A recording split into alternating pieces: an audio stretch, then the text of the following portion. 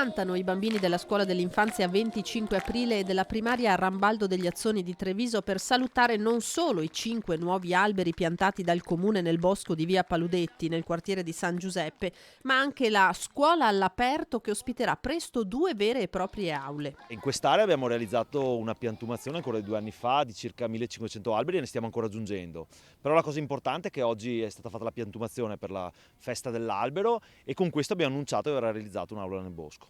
Cosa vuol dire un'aula nel bosco? Beh, sarà un'aula didattica in cui i bambini potranno venire a studiare, tutta realizzata in legno e consentirà ai bambini, oltre di studiare quello che sono gli alberi, di studiare le loro materie giorno per giorno.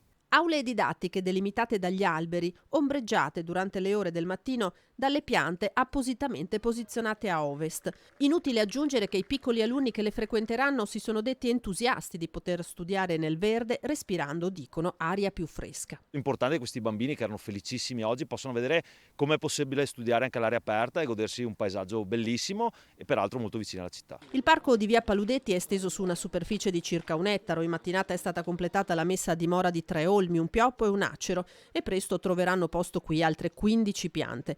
Un intervento che si inserisce nel piano di riforestazione urbana approntato da Cassugana. Sta procedendo molto bene, direi, abbiamo inaugurato diversi parchi o boschi, stiamo finendo le progettazioni di altri 2 e passo dopo passo faremo il nostro percorso.